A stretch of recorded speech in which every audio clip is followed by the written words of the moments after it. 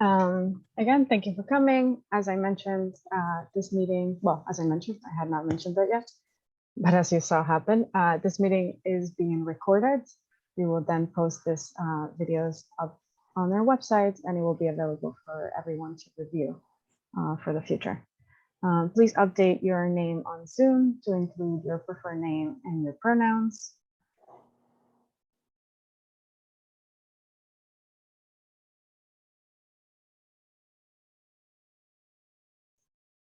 When you came into this meeting, your microphones are turned off to start. If you need to unmute, you will need to press, you can just press the unmute button. And if you're joining us via phone, the way to unmute will be to press *6. You can also, throughout the meeting, use the nonverbal feedback options, raise your hand or leave a message in the chat box if you have a question, and we can address it a little bit later after the presentation. And if you're calling into the meeting, if you want to raise your hand, you press *9 for us to see it.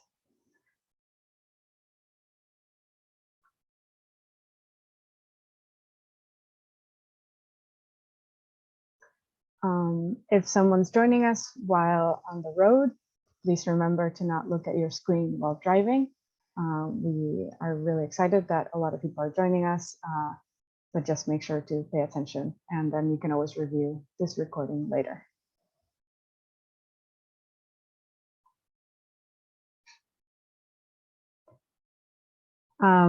I had not presented myself. I am Daniela Sanchez Zamora. I work for the Active Transportation team in the Boston Transportation Department, and I am helping Jeff lead this project and effort. So Jeff, do you want to introduce yourself? Yes. Hey, good morning. Well, good evening, everyone. My name is Jeffrey Alexis. Working as the project manager for the Cummins Highway project, and I work with Public Works. Go ahead, Dave. I'm Dave Queeley, Director of Eco Innovation at Codman Square Neighborhood Development Corporation. And then with me as well is Hannah, who will be supporting our efforts for this project. Hannah Fung also works in the Active Transportation team in the Boston Transportation Department.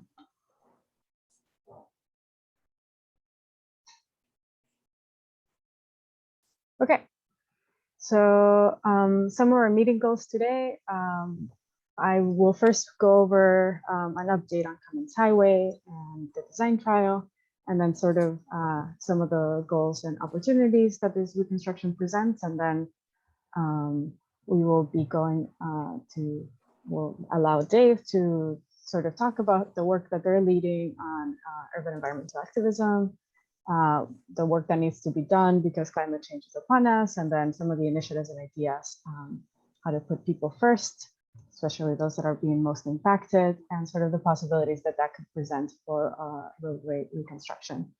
So then we'll recap, we'll have a discussion, and then we'll recap what we've done so far for this reconstruction project, and then next steps for this project. With that, I will lead to Jeff to kick us off.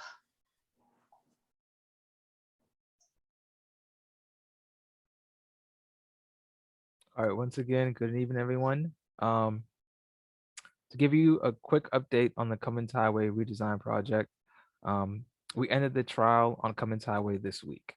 Until construction begins, the street will look like it was before. On Monday evening, we began removing the pavement markings along the roadway, as well as the flex posts, and we'll continue to do so. And then we'll be restriping with the new pavement markings soon. During the last year, we collected data on traffic speeds, travel times, and your experience of a one lane in each direction. If you want more information, please visit the boston.gov/Cummins-Highway to review the data that we collected. The data that we collected will inform you on how we designed the new Cummins Highway, but your input is still crucial in this process.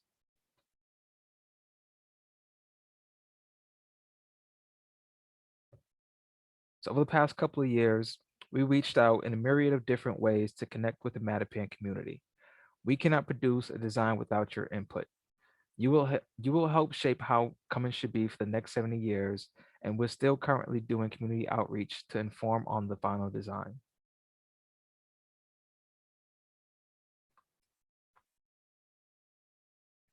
To give you some background information on why we're planning to reconstruct Cummins Highway. Cummins Highway hasn't been updated since the spring of 1955. At that time, streetcars ran along Cummins Highway, but they were removed in 1953 to make room for more cars. The street's layout reflects the priorities of the 1950s, which enabled non-residents to drive quickly through our neighborhoods.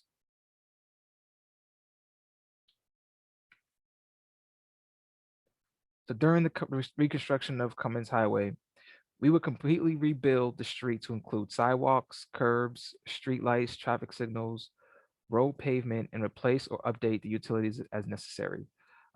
If I mean, if as of recently, I know you've seen um, National Grid out on Cummins Highway repairing their gas main along the roadway, which needed to be updated because of some of the issues that they've been having over the past few years.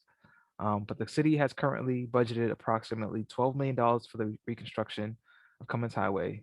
That cost is currently 12 million and climbing.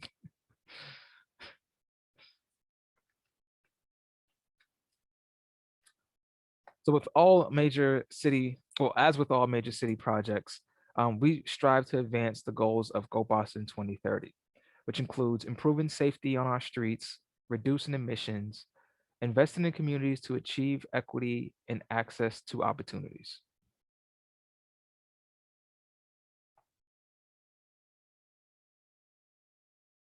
To accomplish this, we partner with other city departments to advance our collective plans.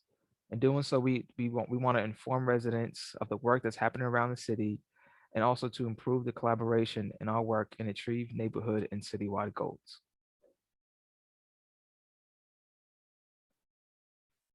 To accomplish this, we also collaborate with residents to advance your goals. I mean, we try to promote awareness and participation in efforts that you care about, and also to confirm your vision for the future through our projects.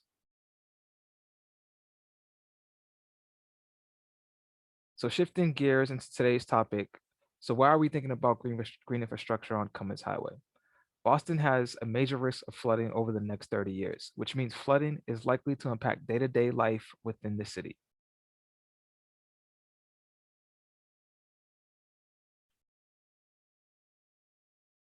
Green infrastructure is more than just aesthetics. It definitely looks good, but it can help us manage the increased risk in flooding and heat island effects from climate change. For this project, we want to design Cummins Highway to be more resilient to climate change.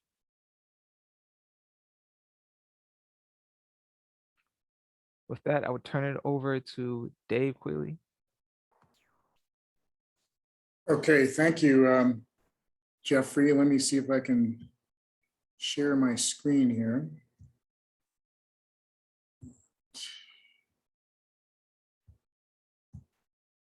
Everybody see that okay? Okay. So I'm Dave Queeley, Director of Eco-Innovation at Codman Square Neighborhood Development Corporation. We're a community development corporation that's been around for 40 years now. And we perform a number of community services in the Codman Square area, South Dorchester, some people call it, and economic development support for small businesses, community organizing and resident resources for residents in our buildings. My work in the Eco-Innovation District and sustainability. And then we have also our real estate department that develops affordable home ownership and low income and mid-income rental opportunities in the area. For me, the work is really important because cities are where a lot of the action is happening. It's really where climate change really is making itself known. Not to say that the fires out west aren't important, but cities, because there are more people there and because that's the population we serve, it seems to me that cities are where a lot of change can and really must happen. Codman Square NDC is part of the Fairmont Indigo CDC collaborative partnership between Codman Square NDC, Dorchester Bay Economic Development Corporation, and Southwest Boston CDC. And so we focus on the Fairmont line from Hyde Park through Dorchester to downtown Boston. The Fairmont line really represents a transit equity win. If you were to look at a map, and I think I have one later that shows this to some extent, you would see that between the orange line and the red line, up until the Fairmont was built, there was no transit service except for buses. And so if you were to take a bus from the Codman Square area to get downtown, it would, and still I think sometimes takes about an hour to an hour and a half. If you take the Fairmont line, it takes 12 minutes to get from Codman Square area to South Station. And about 40% of the people that live within a mile of the line, at least before COVID, were working downtown. So it's really a transit equity focus for us. We're also focused on affordable housing and economic development, as I mentioned. And right now we're looking at that nexus between climate change, health, and equity. And so we have a 3-year planning grant from the Kresge Foundation, action grant from the Kresge Foundation, that's really focused on increasing resident advocacy, empowerment, and engagement. We've really found that a lot of our work needs to focus on empowering residents to speak for themselves. Elected officials hear from us a lot, but they might not hear from their own constituents as much. So they need to hear from those constituents. So we try to do our best to empower them to speak up about their climate issues and what those issues are, and support them in advancing solutions to those climate issues. So the grant really focuses on kind of 3 buckets of action. One is passage of the climate roadmap bill, which did pass about 5 or 6 months ago. The governor signed it. Passage of HERO legislation, which is designed to double the deeds excise tax in Massachusetts and provide annual funding, significant annual funding for open space and for affordable housing. And then support the creation of a conservation corps in Boston. Councillor Kenzie Bach and Councillor Michelle Wu have been spearheading that effort, and it is in process. So we feel like it's a win to get the roadmap bill passed. The city has done a great job of pulling together funding for the conservation corps. The HERO legislation is moving in a positive direction, but the devil's always in the details. So, what will the programs that the climate roadmap produces look like? Who will they serve? Who gets a seat at the table? So, for example, the Mass Clean Energy Center gets about $12 million out of this climate roadmap bill. And the question is, who will it serve? Right now, the legislation says it should be reserved for environmental justice communities, people in an EJ community. So, but how's it going to play out? How does it roll out? And I know that the city is still working on what the conservation corps will look like. And they've been listening and hearing what we have to say. So for us, it's just been important to kind of dig down into the weeds a little bit and think about the details of all of this work. We have a program called Keeping Codman Square Affordable. We did a survey a while ago and just looked at kind of a cross section of what was happening in the neighborhood. It's safe to say that COVID has exacerbated all of these key issues in terms of who pays bills and how do you pay your rent and your mortgage and rent increases. I know that we did a survey after COVID started, and in the first few weeks, people were like, I'm fine, I'm okay, I'm hanging in there. But we did another one a month later, and I think about a third of them had already either lost their jobs or their partner had lost their jobs. So COVID's really exacerbated some of the issues that we see in the Codman Square area. We've also looked at the built environment and health. So we've got a long-term partnership with the Conservation Law Foundation, looking at health claim data. And we've also been teaching residents how to go out and survey other residents to find out what their health concerns are. And that work continues on. It's being led by Vidette Gavin of the Conservation Law Foundation. We also have an urban agriculture site called the Oasis at Baloo. Oasis stands for Opportunity, Affirmation, Sustainability, Inspiration, and Success.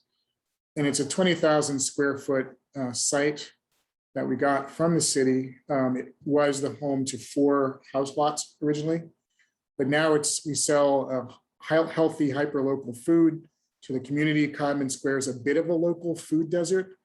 And so we're trying to help offset that by selling food at local farmers markets, winter and summer. We now have a CSA, a community supported agriculture.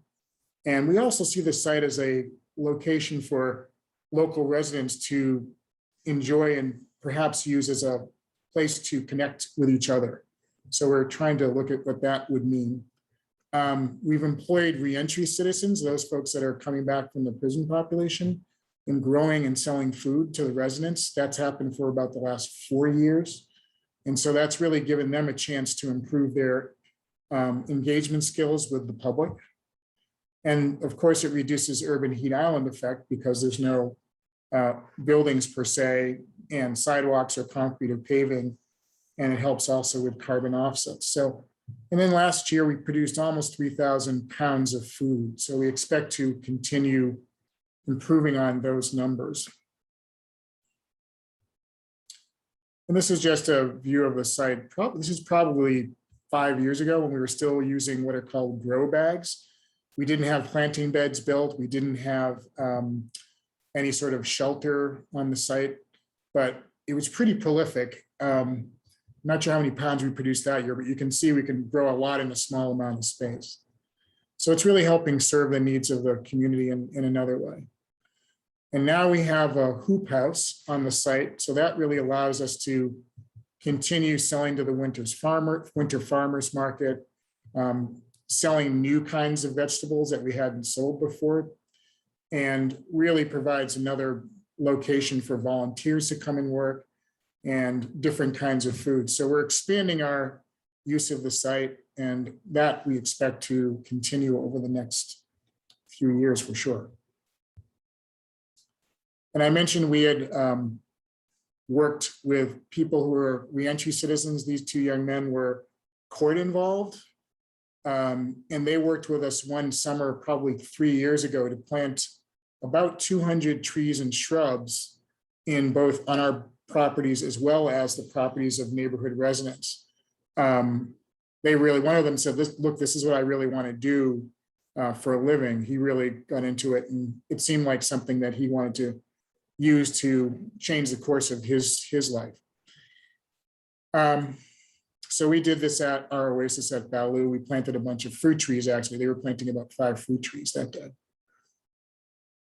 So we've been looking at the notion of neighborhood scale sustainability in the Eco-Innovation District.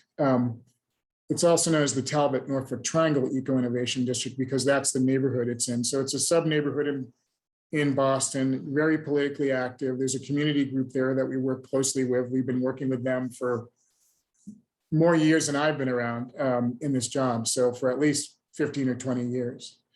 And our initial focus areas were energy efficiency, democratizing solar power, greening affordable housing, and tree planting. The energy efficiency work took the form of us reaching out to residents, knocking on doors, trying to get folks to take advantage of the programs that we all pay into, like Mass Save, so they could actually take advantage of them by getting new insulation for cheaper, in some cases for free if they were income qualified. We then looked at democratizing solar power. How do you get the benefits of solar power to residents that can't necessarily afford to buy it outright? So we've had a recent success where one person has, partly because of a loan from us, a forgivable loan from us, put solar power on their roof, and I think it's paying for all of his electricity during the summer months.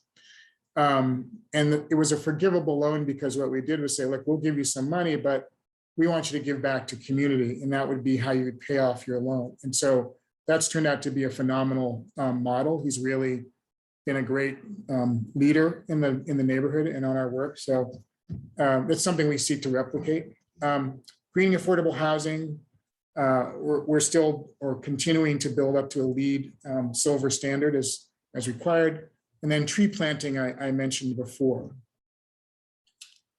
So just to give you a sense of where the Eco-Innovation District is, it's bounded by Washington Street, Talbot Ave, and Norfolk Street. We're in South Dorchester, kind of butting up against near Mattapan. And if Dorchester were a city, it would be the 4th largest city in the state. So it's probably the most diverse population. I think it's got the largest number of people under the age of 18. Probably the most languages are spoken in Dorchester than any other neighborhood. So it's a pretty diverse and interesting place. And just to zoom out a little bit, this is Franklin Park. This is the Eco-Innovation District. This is the waterfront, so you get a sense of orientation. But as somebody said earlier, stormwater and heat are really our critical issues. So that started to lead us down the path we are on now. Now I'll circle back to that. The Eco-Innovation District, this is kind of what one part of it looks like. We haven't been able to develop this section, but you can see there's no sidewalks. There's no trees per se, there's no shade. And on a bad day, there are cars parked on both sides of the street. So those school buses you see really have a hard time getting down the street. The rest of it looks different, partly because Codman Square NDC has the good fortune to control that vacant land. But while this land isn't vacant, there is interest in the owners to sell it if there's a vision that the community supports. And so that's still an ongoing conversation. But we want to convert it to something that looks like this. This is kind of a typical drawing of some of our housing. And just to give you a little bit more data, the Eco-Innovation District is 46 acres with probably up to 272 homes now, 13 blocks, more than 1,500 residents and 525 families. But the telling statistic is that about 66% of the folks in the neighborhood live either at or just below the poverty line. So that's a neighborhood in need. Unemployment rate for young men of color was 50%. And in our service area as a whole, it's only a 22% graduation rate.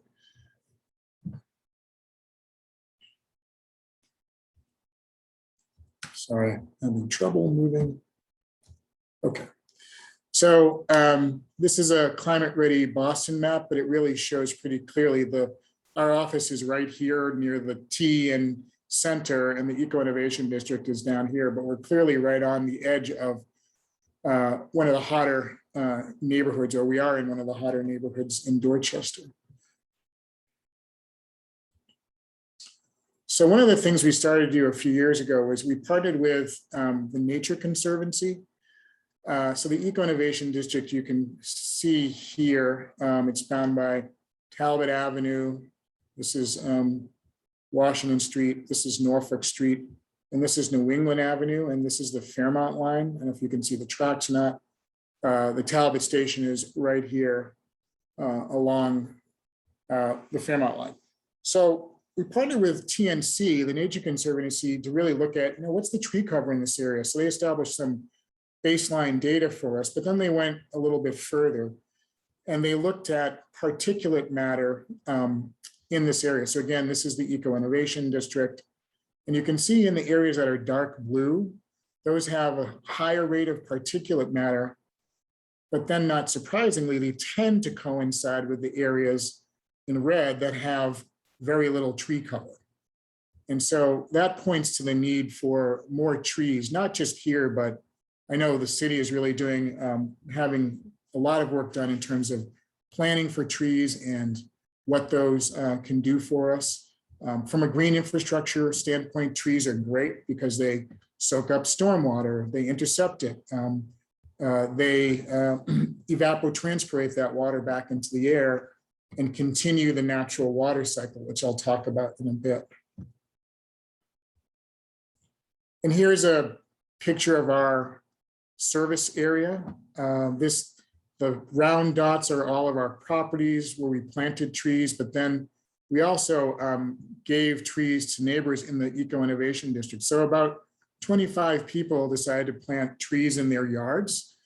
And it was a mix of trees. They could choose an ornamental tree, or they could choose a fruit tree. A lot of them chose fruit trees because they remembered as part of their childhood that they had a peach tree or an apple tree in their yard. So people planted those, and they're all doing pretty well at this point. But then we looked at, can we measure the impact of those trees from a climate standpoint? So again, this is work we did with the Nature Conservancy, but we started to look at things like how many gallons of stormwater would those trees retain over a 20-year lifespan? What would happen to air quality? How much carbon dioxide could those trees take up from a dollar standpoint and a accumulation standpoint? How much energy savings would you get if the trees shaded your house in the summer from the south, or kept winter winds from reaching them on the north side in the winter? So it really became interesting to kind of look at how we could quantify from a dollar standpoint some of the impact of these trees. And you can see here at the bottom, of all the existing trees in the Eco Innovation District, it came out to about $312,000 in monetary value from the existing trees.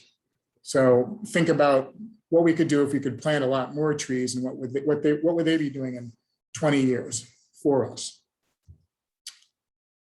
We've also been looking at air quality, health, and equity. So we have a number of air monitors. We have some what are called purple air monitors that are at 7 resident homes.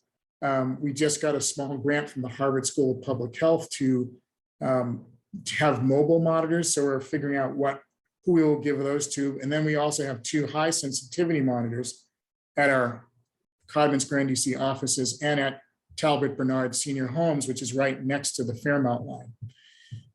We also, for the past couple of years, have received a grant through the Barr Foundation the program's been run by the Mystic River Watershed Association. And so we've been giving air conditioners away to residents in our homes, as well as residents outside of our buildings. And we have paid $100 towards the bills of the folks in our homes in the hottest months. So July or August, we pay $100 towards their bill as part of this program. So that program's been very popular, but it's all designed to help mitigate urban heat. I mentioned the Kresge initiative, climate change and health and equity initiative, and we're focusing on 3 areas. And so what started to happen in supporting residents in pursuing their climate-related interests is that we've had some great ideas come forward. So for example, what can we do to prepare young people for climate and green jobs, since we know those jobs are coming? How do we better utilize Madison Park High School, which is the only vocational technical school in the city, to help create those jobs? And then can we find funding to help residents kind of move these or advance these ideas forward? So we've had a couple of great ideas like that, and are trying to help folks advance those ideas right now.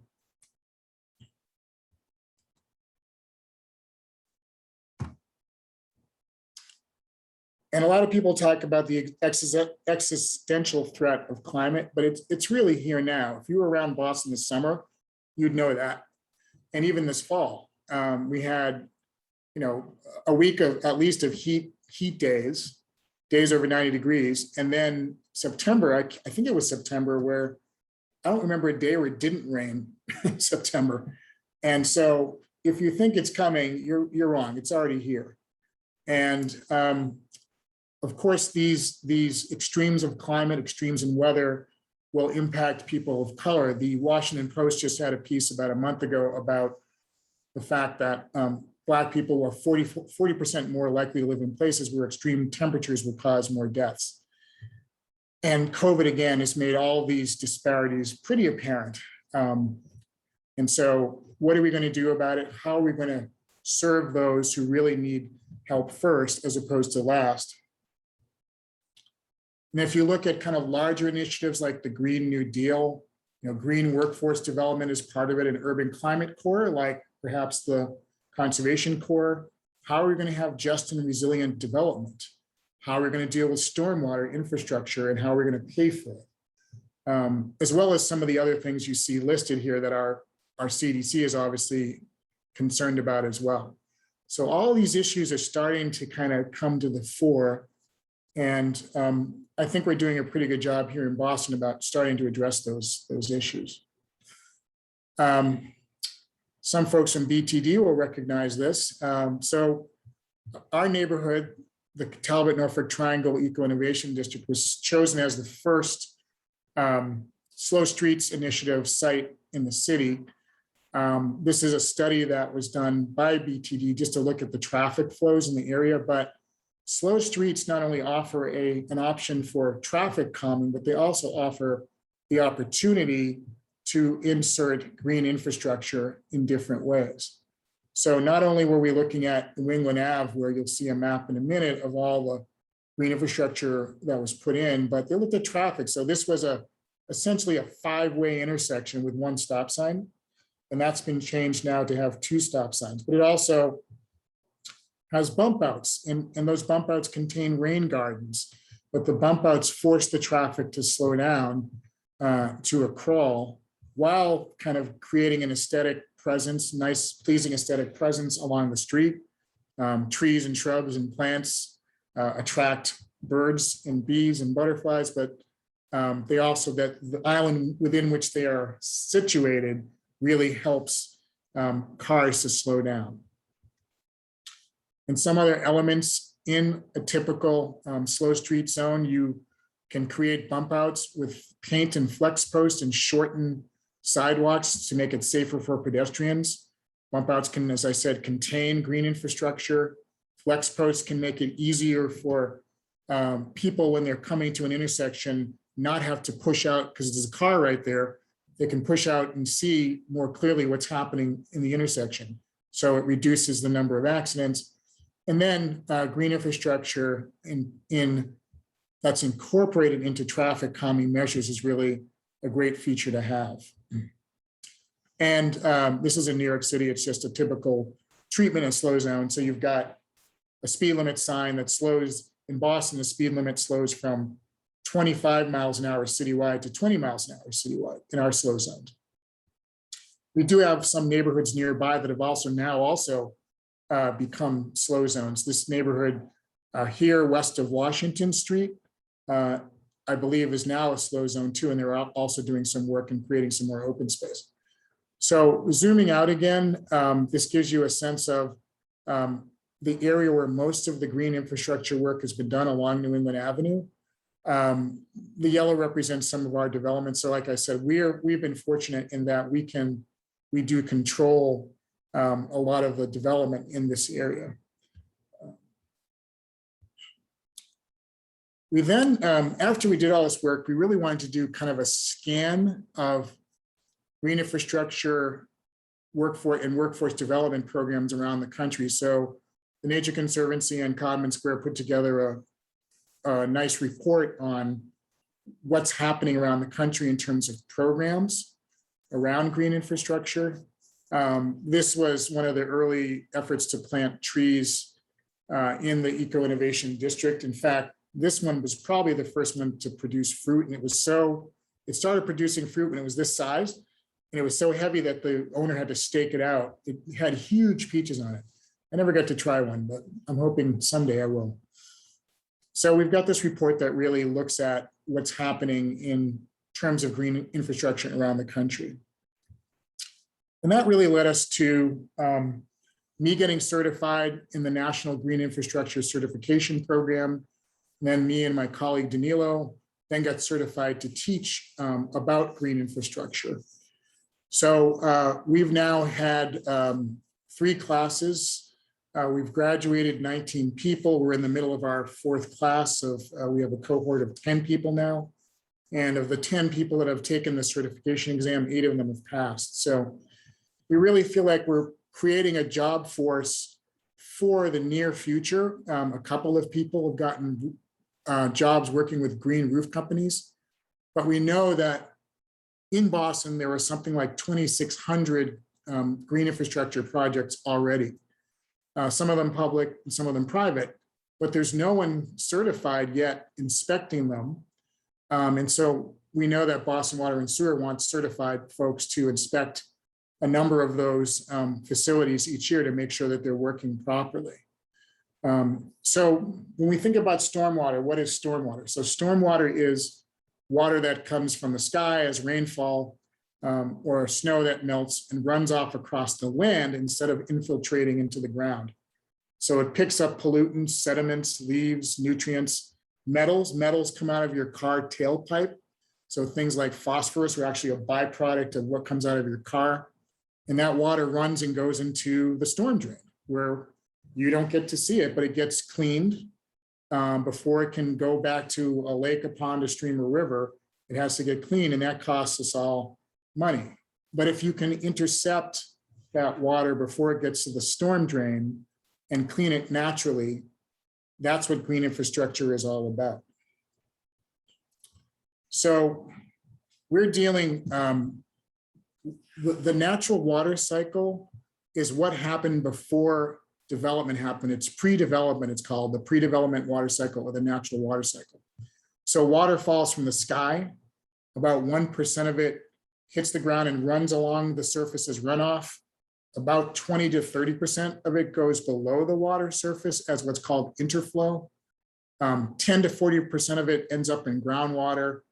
And then trees evapotranspirate. They take up that water through their roots, trunks, leaves, and it evapotranspirates back up to the sky as water vapor. So all the water we have in the planet is all the water we're ever going to have. So if we do things that waste that water in any way, we're basically making it hard for ourselves. And so the natural water cycle is what we had, and the urban water cycle is what we have now. So you'll notice that, again, there's precipitation, but the percentage of runoff is something like 20 to, can't read, it's a little small, 20 to 30%. Groundwater goes down to about 10 to 20%. The amount of interflow could be 0 to 30%. And then the amount going back up into the sky, back up into the water cycle is also reduced. And so that's because we have paved things, we have put up buildings, we have done things that make it hard for water to get back to where it belongs. And so part of green infrastructure is really trying to recreate the natural water cycle that you see here. That's what it's all about, whether it's a green roof or a bioretention facility or a tree trench or permeable pavers or porous asphalt.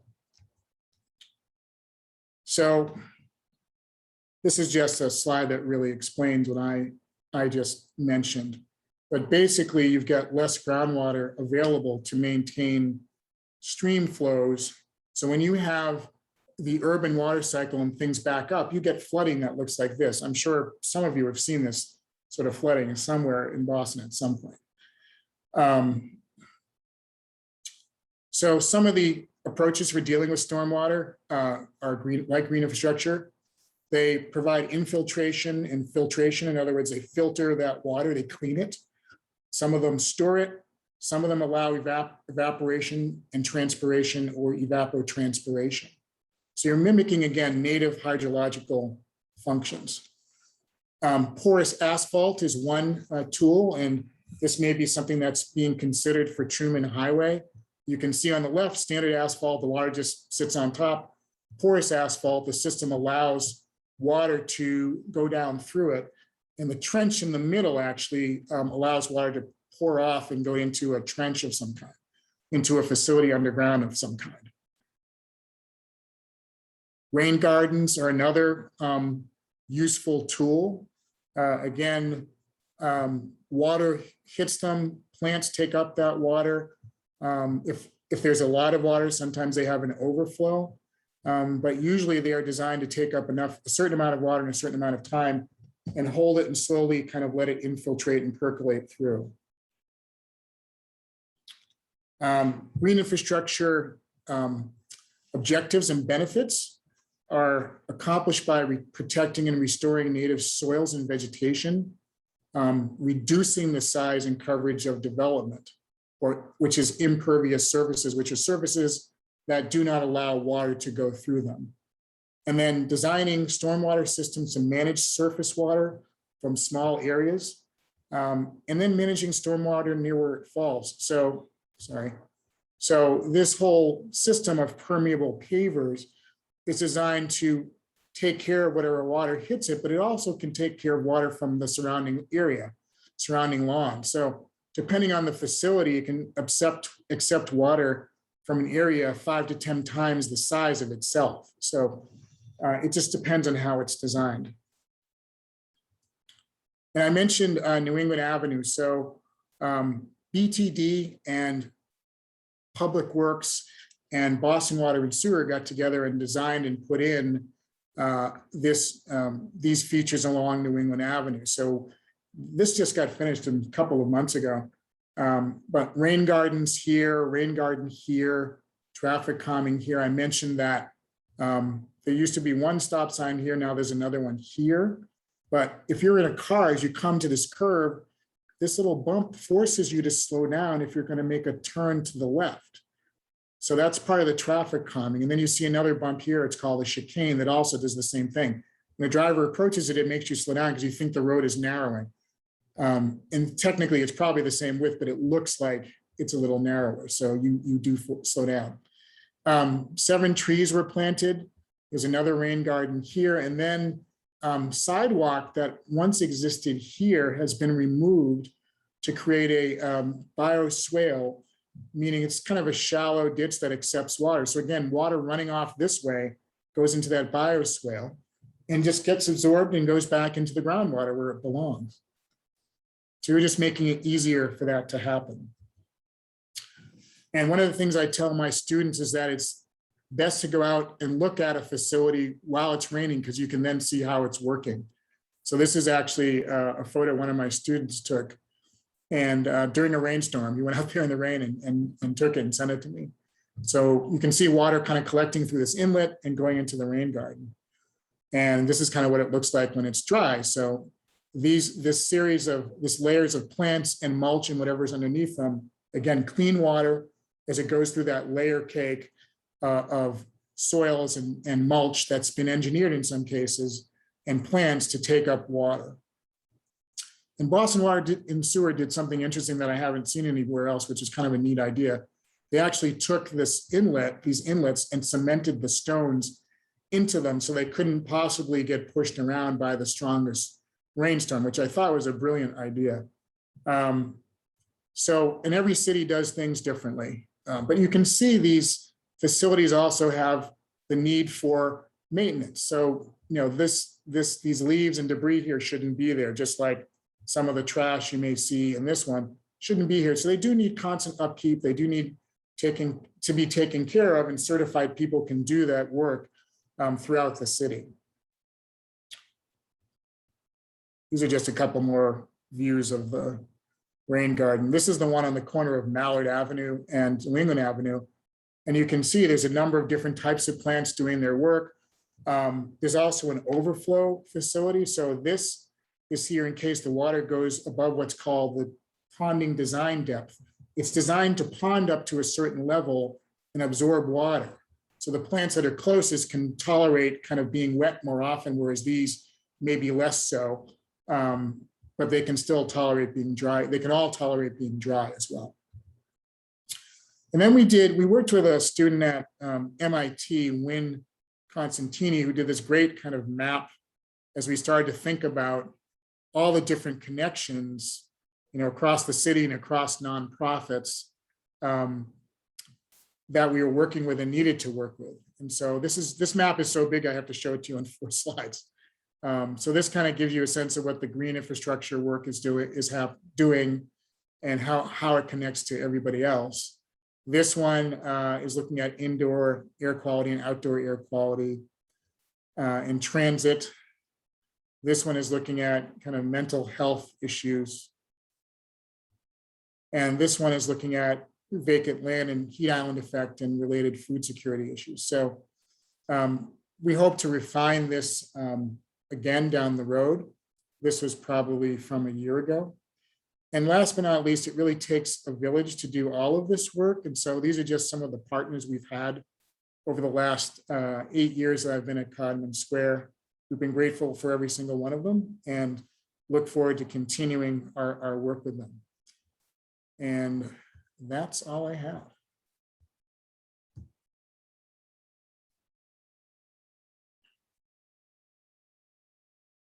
Thank you.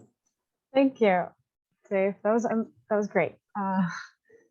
So I think this is actually a perfect moment to maybe a little bit reflect on some of the work that you presented, and then if anyone has any questions for you, or sort of how we are thinking of green infrastructure, or what are the possibilities for streets, I think we could sort of have an open discussion now.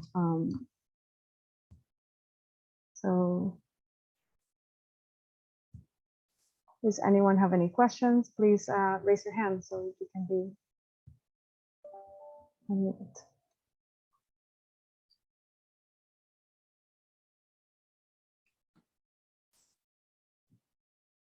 I'm looking in the chat too. Oh yeah. Yes, you can ask your questions via, you can also submit it by on the chat. So Latrice, you can ask your question. Or Hi. hey. Yep. I just wanted to ask, because in the chat I did put, do the residents come to a vote or so when it has to do with our neck of the woods? So in the chat, it said that residents cannot vote on changes within their own neighborhood. So I was just wondering who then is making these decisions.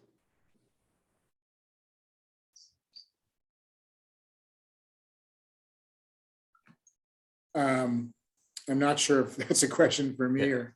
Yeah, that's Jeff is. Yeah, I could jump into that one. Regarding reconstruction projects that we want to implement throughout the city of Boston, regarding implementing safety changes, addressing issues like green infrastructure and heat resiliency. We don't generally take a look at a vote per se to kind of figure out what we should implement throughout the city of Boston. It's a process where we do outreach, and we do engage with the community to find out what are the best ways to address issues and resolve some of the, whether it be safety issues or traffic issues throughout the city. Like we have that discussion, but in terms of putting it to a vote, that's not generally the method that we use to kind of move forward in regards to decisions. Ultimately we have if you look at elected officials, they generally run on agendas that they have and ways to improve the city. I think that'll probably be the best way in order for you to vote. But in terms of like specific projects, that's not something that we do, whether it be public works or the transportation department. Yeah, we have plans that sort of guide the work and the decisions that like what is prioritized in terms of projects. Stephanie's dropping some links about information and sort of how you shape how we do our work moving forward. So we are mostly guided currently by our Go Boston 2030 transportation plan, which has actually Cummins Highway as a priority corridor in three of the places. And one of the biggest, the most important part for Cummins was improving the safety of the streets for everyone. And then that also guides our work from complete streets, which also makes us and asks us to look at every experience that happens on the streets, not just vehicular traffic, but sort of how we incorporate every lived experience that happens on a road and how do we improve their experiences. And then in terms of shaping the future of the neighborhood and shaping the future of like what streets we will be looking at in the future, the BPDA is currently doing a project called Plan Mattapan, which will result in a plan which will then implement, like the city will work to implement. So it will guide our work. Deborah, you can, yeah. Yes, yes. Thank you for having me. So I appreciate that, you know, Mattapan, and not only Mattapan, but Hyde Park, because Cummins Highway connects Mattapan, you know, through Hyde Park and up to Rosendale, is an environmental justice community, but it's also a transit equity issue, as Dave had mentioned. It's not just the Fairmont line. When consistently, when I check either Google Maps or the MBTA website, and it tells me that it is going to take me 45 minutes to get from the corner of Cummins Highway and Wood Avenue to 3 miles down the road on River Street to get to work. Or it's going to take me, it tells me to walk because it will be faster than waiting for the buses. I bike because it takes me 18 minutes, not 45 minutes of walking, or 45 minutes to an hour of taking 2 buses. But lo and behold, I was shocked on Monday morning when I got up and I got out on my bike ride and found that all of the protected poles were missing from the bike lanes. And now there was always confusion. People never knew where to park, what was the parking lane and what was the bike lane. And I would have to dodge around them and go into traffic to get around, including police officers last week were parked in the bicycle lane. But my question is that I've been putting in the chat is like, okay, all of a sudden you've done your pilot, you're ripping it up. It's going to go back to 2-lane highways. The studies show that it was 35 miles an hour in 2-lane highways. I can bike those hills, but 7 to 10 miles an hour at my top speed. It's a hilly road.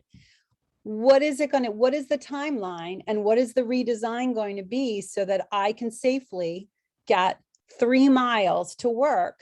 And not just me, there are other bicyclists that I see every day on that road. I'm not the only one who's biking it. Everyone's like, oh no, slowing the traffic down. The traffic's not slowed down. It's not, people aren't backed up for blocks and blocks and blocks of trying to get on there. So is it going to take a fatality? Is it going to take, you know, major injuries of people who are going to get hit because the bikes, you know, are hit because someone's going up and over a hill and not seeing them and they're going 35 miles an hour. I'm wondering, what is the plan so that I can safely travel this city? All right, thank you for your comment, Deborah. No, I definitely agree with you in regards to improving safety on Cummins Highway. You mean not just for vehicles, but for cyclists and pedestrians. In regards to the pilot, we're removing the pilot because, I mean, ultimately, the studies that we've done, the data that we've collected, we've got the information, the data that we've needed in regards to the pilot in reducing the number of travel lanes on Cummins Highway. There were a number of issues that we've seen because, I mean, when we look at the final design that we've been circulating, it removes the median, as well as, I mean, create a number of ways for cars to kind of get through the traffic a little bit more efficiently, whether it be adding left turn lanes as well. So those are the things that we've kind of ran into issues with in terms of the traffic congestion along the corridor. But with the winter coming up, with school returning, we didn't want to. It was not necessarily a need to kind of maintain the pilot. Although, I mean, I will agree that having the bicycle accommodations along Cummins Highway is an improvement in safety, but there's other things that we had to weigh. But we are moving forward with the 2-lane roadway design, and I will be happy to share the plans that we have for that with you. I don't know. I don't think I'm able to. What is also the timeline? I mean, so like Hyde Park, finally, we got blue bikes. So there are now many more bicyclists in my neighborhood. right? So now you've got more bicyclists because there's more access. And now there isn't a safe road to bike on. And Hyde Park Avenue, let's don't even talk about that one, how unsafe that road is. That should be a whole nother project. But you finish your pilot, you agree that the bike lanes are a safer situation. But now we're going to go back to where we were years ago when it was an unsafe situation. So what's the interim to keep us safe and to keep the new bicyclists, now that they're blue bikes, safe? Yeah, no, I understand your concern, your frustration. It's we want everyone to understand that. I mean, it was a temporary pilot. It's something that we wanted to look at.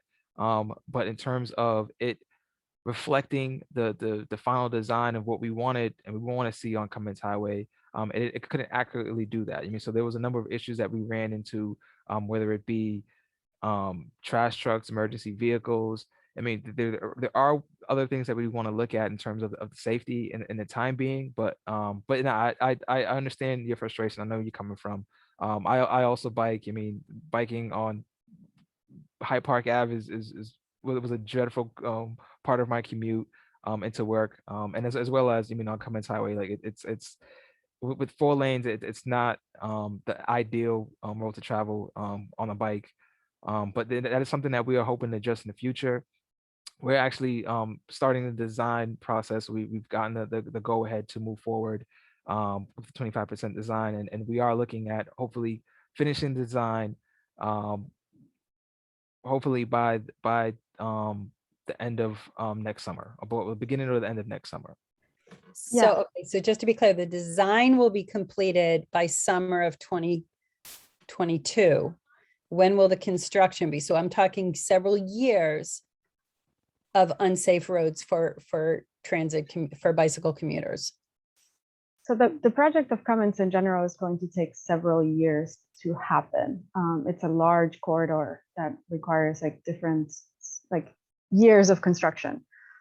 We have put this project on a priority, so timeline, and the staff resources are being dedicated to sort of make sure that we work through the design and get a contractor so that we can start. But we're also making sure that we have enough touch with the community and we're able to work through the design details. So the reason why we continue to have these meetings is because some of these details haven't been worked out with the community. Like, we haven't talked about the opportunities of green infrastructure, or what lighting could look like, or what is the details on the roundabout. Or so we are continuing to have these meetings, and we need to have these meetings because otherwise, we can't move forward much beyond, the work that we started. But yeah, I would appreciate if we have a little bit, if somebody has any other questions, especially that Dave is here, that we're able to address and ask and sort of talk about green infrastructure and the possibilities, and sort of how people feel about it, what you think we should be doing, where should we be prioritizing, where are you seeing increased floodings and Cummins, so that we can take a look at that as we move forward with the design.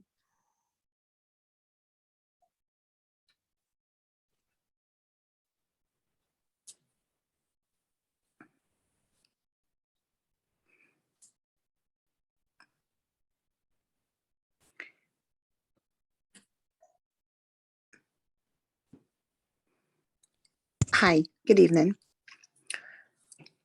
Can you hear me? Yes, we can hear you. Okay, so this is actually based on his the presentation. Are you looking to do something? You're looking for feedback to complete something similar to that, to Cummins Highway, and you're saying that will not start or for another few years? Yeah, so in regards to our timeline, we're hoping to and we're working diligently to begin construction in the fall of 2022. We're hoping to get out there earlier, but I mean, it's a design process. It's a long roadway. It's a long corridor. There's a lot we need to look at in terms of implementing the safest and the best. I mean, we've gotten a lot of feedback from the community about what they want to see, what they don't want to see. So I mean, those are things that we need to look at during the engineering design process. So as I mentioned, like we just ask that people have patience with us, because it is a long process in regards to construction.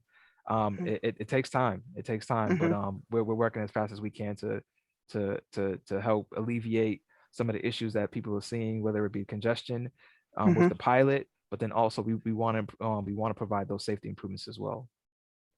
Yeah, so I do agree. I do understand the caller with the bike. I am a resident that lives in the area. It was a total backup. I am actually one that's happy they're removed. I mean, I work from home. If I run to an appointment, it takes me like 20 minutes just to get back around the corner. I mean, when you live here, it's the only way you experience that. I do get the safety of everyone. I'm concerned as well with the construction that's been going on for the last year, all through COVID. There's patches everywhere. So you're saying that the roads won't be paved, nothing, everything is going to remain the way it is right now for another year, basically, is what I'm hearing. Right? Yes. Okay. Yeah, National Grid is out there. They're ripping up the roadway. They're still working through it. But yeah, I mean, when we reconstruct the roadway, we'll pave the roads, we'll fix the sidewalks. But yeah, until then, yes, it will remain. Unfortunately, I mean, I know it doesn't look great, but yes. It's not even just the look, it's the safety. Okay, the biker, there's a safety issue for them, but as a resident as well, it was also a safety issue. I drive by every day and people's like windshields are off. I mean, the side mirrors are on the ground because of the pegs that are in the road. The traffic is backed up. You can't, like I said, so it's just all around a big issue. And I'm gonna be patient, but I'm glad you guys are having this meeting. I thank you so much for providing the information. And just staying involved and getting our feedback, because we that lives in the area, I think experience it the most, right? Yeah. So it's okay when you're driving by, you're biking by, but you really need to take the consideration a lot more of the people who live in the area, who experience the backup, the traffic, all the safety issues. So which you're doing. So I just want to applaud you for that as well. I know it's not going to make all of us happy at some point. We're going to feel down about something or not agree with something, but a lot of areas has to be considered here. Yeah, thank you. Now, as I mentioned, we are listening. We are working to incorporate and implement. I mean, a lot of to address the issues that the community has raised. I live around the corner, so I understand what's going on out there. And we're trying to do our best to kind of help alleviate some of the issues that we're seeing in the short term, but then also we want to improve the street and on the corridor on the long term as well. Yes, for sure. Charlotte had her hand raised, but now she left. No, I'm here. Okay. Okay. Just wanted to make sure I acknowledge. Okay, go ahead. Yeah, no, I wanted to thank Dave for that excellent presentation. I do feel like we've reached kind of a tipping point with things like green infrastructure, and that, we've started to do some pilots around the city, and we're almost at a point now where we can really start to scale up on it. And I was wondering, with the training program that you're doing, are you seeing, a lot of interest and the potential for entrepreneurship in the community to kind of meet the needs that we're expecting to have once we start to deploy more green infrastructure around the city? Yeah, that's a great question. Thank you, Charlotte. So we've had 19 people graduate from the class. So it's a 35-hour class. It's ANSI certified, which is a national certification board, so to speak. And we've had 10 people sit for the exam, and 8 of them have passed. We're in the middle of another class that's comprised entirely of immigrants. We've been working with the Mayor's Office of Immigrant Advancement. So these folks all came to us through a partnership from BCCO, which is the co-op entity. It's a nonprofit that helps co-ops start. And so the folks that agreed to sign up for this class, and we're subsidizing them to take the training. We try to find grant money to subsidize them. Are all also going to be offered the opportunity to go into and create a worker-owned cooperative. So that worker-owned cooperative could then actually theoretically apply for or respond to RFPs to do maintenance or to do construction or to partner with someone if they have the right equipment to do construction. So we're really trying to, we're making the road by walking it a little bit, no pun intended, but really that's where we're trying to go, is really get more people of color into these jobs. There are other organizations out there that are doing a lot of work in this field. There's a group out there that's doing another 35-hour training that's getting people certified. And when they come out of the training, they have a third-class wastewater treatment operator's license, and they're getting right into work right away in different places around the state. And so our job process, our ramp-up process for jobs has been a little slower. We've had 2 people get jobs with green roof companies, but I know that there will be more coming, and I do believe Boston Water and Sewer is going to be creating some sort of positions to inspect the existing and future green infrastructure facilities. So I hope does that answer your question? Yeah, that's fantastic. Thank you, Dave. Thanks.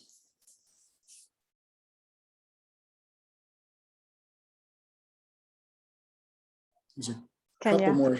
Yeah, I turns out I was muted while I was asking if she wanted to ask a question. Good evening, everybody. This is Kenya Beeman, Community Engagement Manager at the BPDA. I just had a quick question. So with this project and everything, I'm assuming, because this will also include, well, the design will also include like street trees along Cummins Highway as well, right? Okay, which is a great thing. The only other thing I just wanted to piggyback on was when Jeff was speaking about, you know, kind of the utility companies that are doing their work. And just so the community knows, when there is street redesign and street work that's coming down the pipeline, what happens is that utility companies are encouraged to do whatever work that needs to be done before that project actually goes into fruition. Because if there's any digging up of you know, once the project is done, then someone's responsible for repairing it back to what it used to be. And so sometimes, you know, the lack or the delay a lot of times is that the city's looking for these utility companies to do whatever repairs that need to be done, whatever replacements, whatever digging, get that done. So that way, once the project is complete, there is no need for any new digging. So that's another reason why there may be kind of a lack of, you know, not lack, but there's like a delay. It's because you have Eversource and others who have work to do. So I just wanted to throw that out there so people understood, because it's not just Mattapan, it's across the city. Once work needs to get done underground and that's completed, then usually projects then move forward. In this case, it's going to probably take up to a year, which is actually pretty good for us. So yeah, I just wanted to make that very clear. That's all. Bye, y'all. Excellent. Thank you, Kenya. Yeah. Latrice? Hi, yes, I just wanted to say that this is awesome. I'm loving that we're having this conversation, and thank you to the person who just spoke, because that makes more sense to me as to how come Eversource has been around here quite a bit. And to go back to Joanne's, you know, she said it perfectly, because I actually live right off of Cummins. You know, with the bike lane reflectors and whatnot, it has been scary for me to drive around, because some of the corners, it's like, am I gonna, you know, touch this, or am I turning too wide or too close? And also too, there were a couple of times like fighters and, you know, even the ambulances that were trying to navigate through the traffic could not due to the reflectors. So, you know, please taking that into consideration as well. And also there was one time there was an accident and I was there, and how the way that the accident happened, you could not go around the crash. So it did back up traffic for a while. And also too, I believe last year, because I was on one of these meetings before earlier this year, and one thing that I don't know who had this meeting, but they said that the reason why the pilot hat went up last year, which I'm a fan, like I'm not a fan of that, only because Corona was happening a lot to the Black community during that particular time. So I honestly don't feel that that was the appropriate time to start piloting and making these decisions, but that's a whole nother story. I was just wondering for the walk-in tours, because on one of the meetings I attended, they said that the reason why the pilot went up is because there was a walk-in tour from, from Cummins Highway, Harvard Street, all the way up to Blue Hill Ave, where Mattapan Station's at. So I was just wondering, are you all going to, coordinate a tour similar to that soon? And if so, how is it going to be advertised to the people who actually live like right off of Commons? Sorry, I know that was a lot.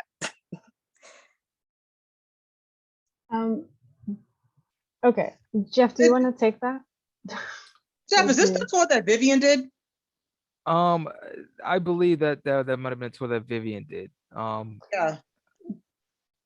Yeah, I wasn't personally involved in that walking tour. But in regards to our community engagement out on Cummins, we have been attending or hosting a pop-up at the Mattapan Food and Fitness Farmers Market at the Fairway and Cummins Highway parking lot. We've kind of been out there trying to, address questions or issues that the residents may have. In regards to your walking tour, I'm trying to kind of gain an understanding of what you would be actually looking for. Just kind of discuss some of the issues like street by street or So the tour, the people, I think it was like with an architect that was on the call, but basically they were taking a look at the streets, also the pavement, similar things to what you all had already mentioned, but they said that they did a special tour, a walk-in tour. So I think this might be in regards to the Blue Hill Ave Mattapan Square meeting that happens on Monday, and that on Saturday there will be a walking tour of that, which I was going to share briefly, like soon actually, because we have 10 minutes. So I was going to share that information because on Saturday there's actually going to be a walking tour in which people are going to go over and look at the street infrastructure and experiences and sort of share and see the businesses that are around that area. The reason for the trial was when we were starting we had several public meetings in 2019 and 2020, and where we worked through with the people who attended, some of the design ideas. And in those design ideas, the presentation was also the one lane in each direction road, which people sort of wanted us to try out. So part of why it happens in 2020 was that after that February meeting, that was the last one that we had before COVID started, we were working through creating that trial so that we could test that the theory of one lane in each direction. And then how it changed and morphed was there was a death in June of 2020, of a cyclist that was on Cummins Highway.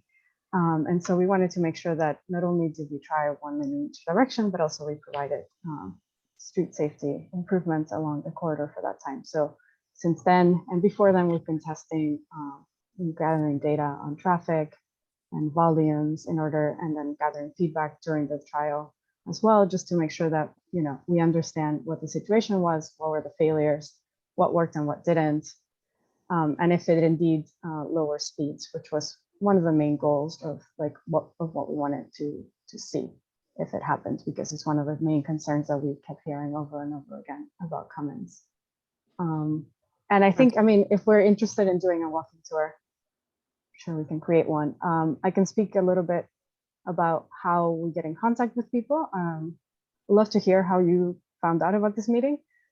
We send out a mailer every other month which sort of tells you what's coming up, what meetings we're hosting. Right now there's 4,160 addresses on that. So I recently expanded it.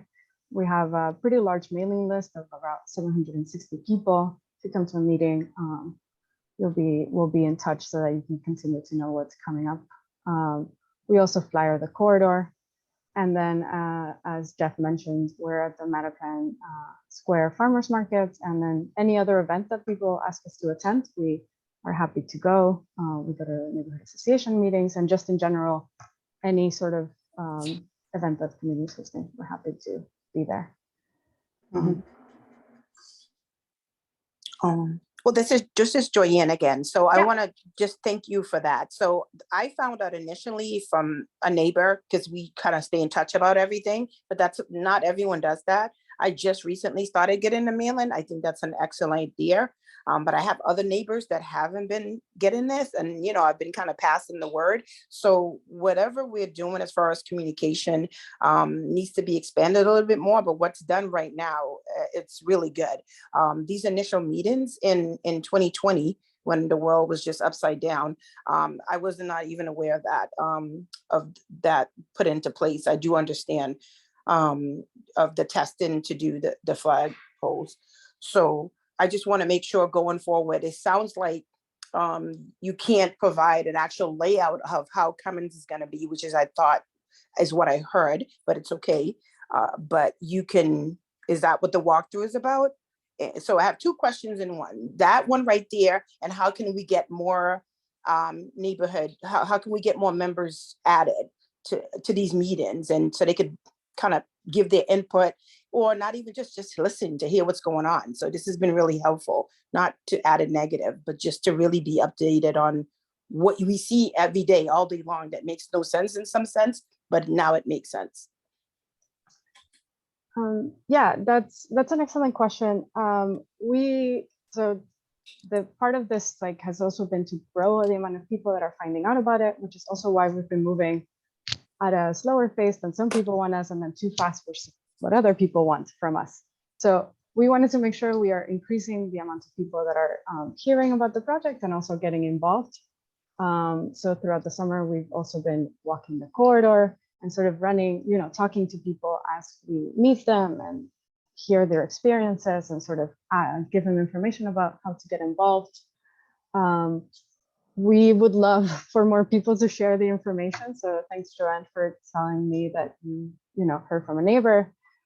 Please do share this around your networks.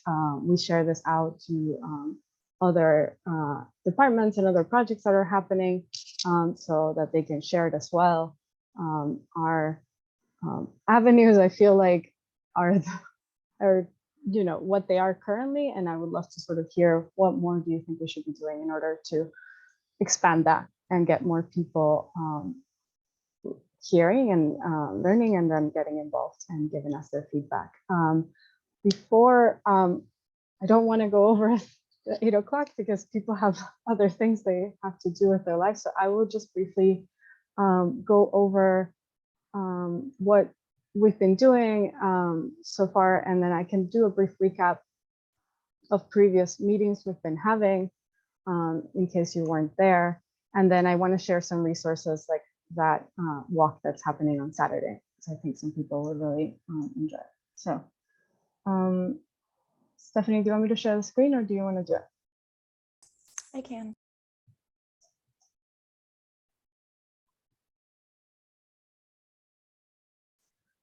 Great.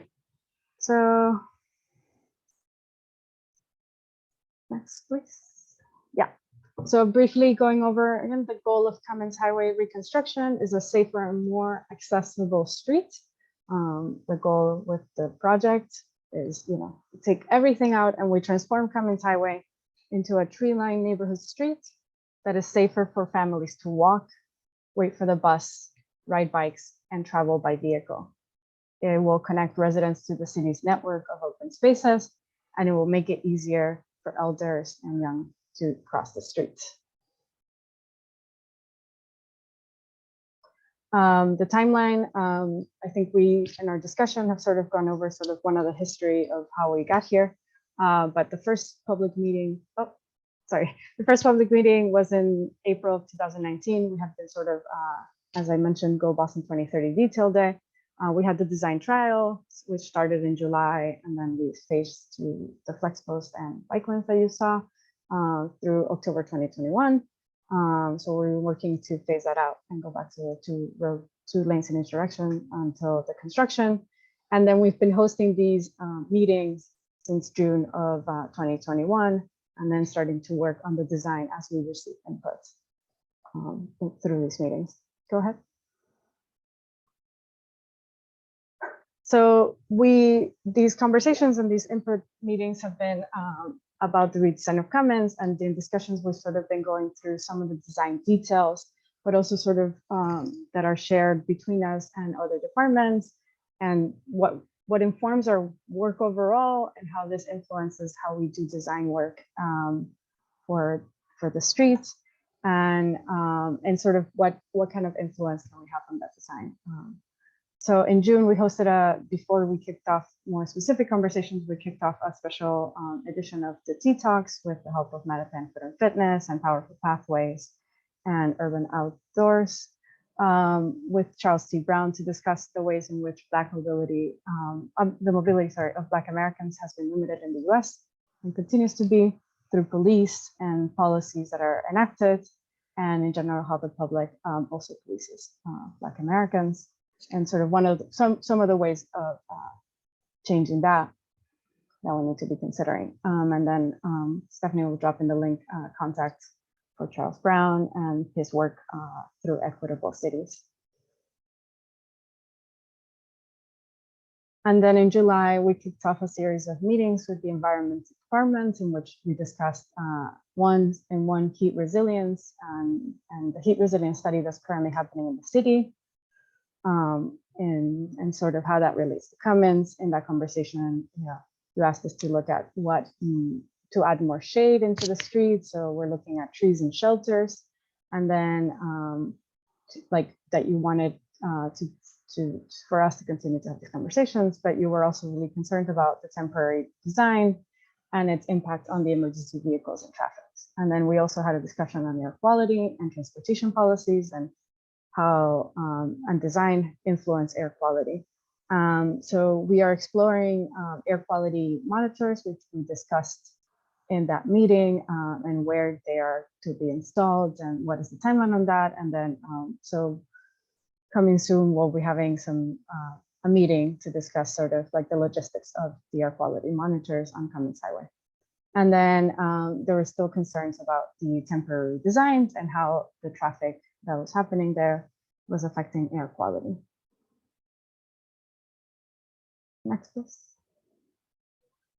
And then in August, we hosted a meeting with the Boston Planning Development Agency, and we discussed Plan Mattapan and how their work relates to transportation and how our department collaborates, and sort of how those visions will then get implemented. In that conversation, we had a lot of discussions about Cummins being a part of a network of streets, not just a street by itself. And therefore, we also needed to look at traffic on side streets. So in September, we collected some traffic counts on that. And you wanted us to be more proactive in making sure that we're working in coordination with partners like the MBTA and trash removal trucks and school buses to traffic management, so that we have an understanding of sort of the issues and how to work through them before a new design is implemented. So we are working on that. We recently had a meeting with MBTA and continue to host meetings like that. Yeah, sorry, go ahead. Next slide. And then in September, we had a meeting with the street lighting division of the city's public works department. We sort of learned about the goals that the street lighting team and the city is working towards, and the opportunities that for the Cummins Highway reconstruction. Specifically in regards to lighting, you were concerned about the brightness and color of the lights, and so we will work with you to find the appropriate brightness and colors that can help to improve visibility while also meeting all the standards. And then you wanted to know more about what kind of the lighting that we have proposed is, where can we see that in other parts of the city. So on River Street from Cummins to Hyde Park, Waste Street, you can find this type of lighting. And then along Union Square, it has also been recently installed. And then Stephanie will drop in the chat link to share your feedback on this type of lighting feature. And then earlier this month, we also hosted a meeting with the Boston Public Health Commission. We discussed the connection between street design, health, and well-being. In that conversation, we had a lot of discussion on the trials and the effects on the side streets as well. As I mentioned, we conducted traffic counts in September, and then we are continuing to schedule now, especially that the trial has ended, to see the impacts before and after, and then see what will be the next steps. And then there was also a lot of questions and conversations about how we are engaging residents on the community process. So we went over some of those methods of people receiving, how they're receiving information and engaging with our project. And again, I welcome more ideas for how to get more people involved in getting the word out.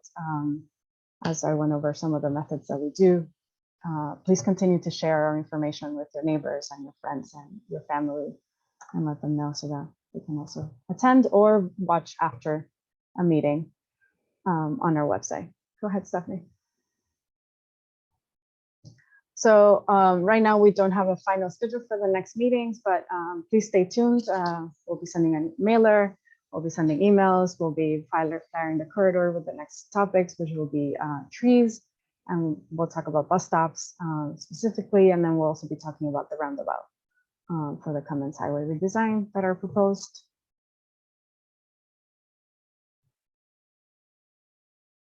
And then, as Jeff mentioned, we are every Saturday at the Mattapan Square Farmers Market from 10 a.m. to 1 p.m. If you want to come and chat with us, we have one-on-one conversations, and we'll have interpretation to Haitian Creole and Spanish.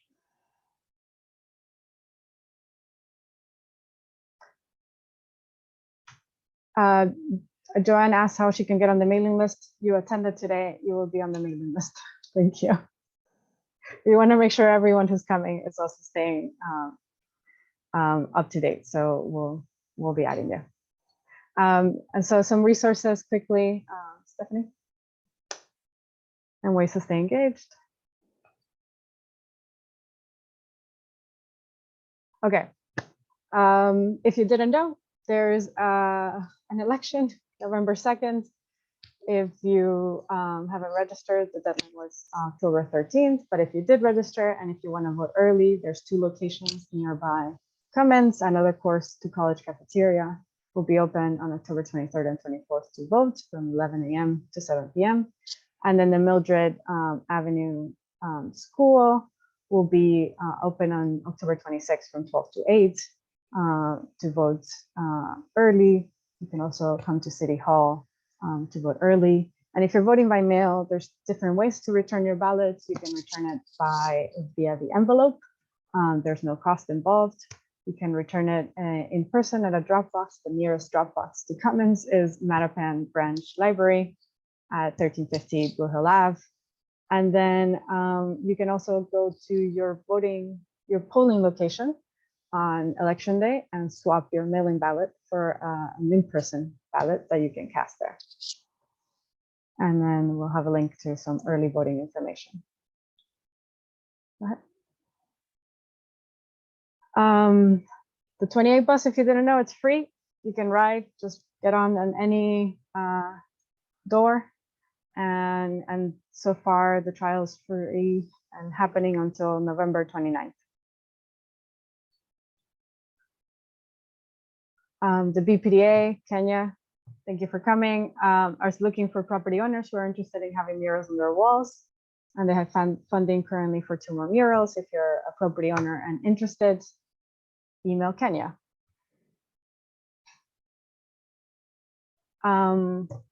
We have discounted passes available for our public bike share.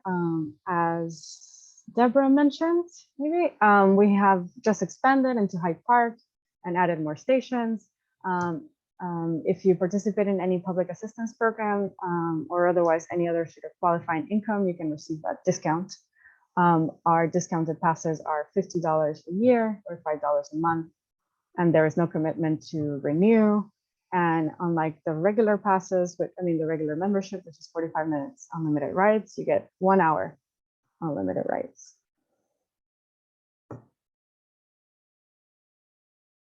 And then the neighborhood walk I mentioned before, this Saturday, October 23rd from 2 to 4 p.m. They start at the Comfort Station on Blue Hill Ave and River Street. That's where they'll meet. Just make sure you are RSVP because they will be providing pens and notebooks and disposable cameras because there will be some like photo documentation involved. So it is important and crucial that you RSVP for it. And I think the last day or the recommended last date is October 21st for signing up. So today. Okay. And then Mattapan Food and Fitness Coalition is hosting some free virtual yoga classes. If you want to do some yoga, you can contact Kay at savage.mfc@gmail.com to register for these classes. So far, there will be recurring ones through the winter, or I guess through the fall, December. And then one last thing, the rental relief fund. So the city of Boston has federal funds which they're using to help residents who have been economically impacted by COVID-19 and are having difficulty paying their rent. So if you need more information about who is eligible and how to be eligible, the resources that are available and how to apply, there will be a link in the chat. That was the last one, correct? Oh, how to stay in touch with us. I almost forgot. Okay. Codman Square Neighborhood Development Corporation. Once again, thank you to David Queeley for coming and for sharing with us some of the exciting work that you're doing and the exciting opportunities and job creation that is happening and that we hope also come to Cummins. Thank you. And then if you want to talk to us, apart from going to the farmers market, you can chat with someone from the project team. We have 15-minute chats available every other Wednesday, and you can just drop by, ask your questions, have a quick conversation with us, and we'll take that feedback and see how we can incorporate it. Our project website is chock full of information about the project and about some of the meetings that we've been having. Jeff Alexis, the person to contact, send all your emails to him, jeffrey.alexis@boston.gov. And as I said, every Saturday in October, Mattapan Farmers Market. And then before we all depart, how to save the chat, go to the chat box. There's 3 little dots on the right-hand side. Press save chat. And the way you don't have to copy every link in an urgent way. And you can get all the links that we've been sharing tonight about the work that Dave's doing and about what we are doing and the guidelines of our work and all the stuff. Okay. Any other questions or any other thoughts before we bid farewell to tonight?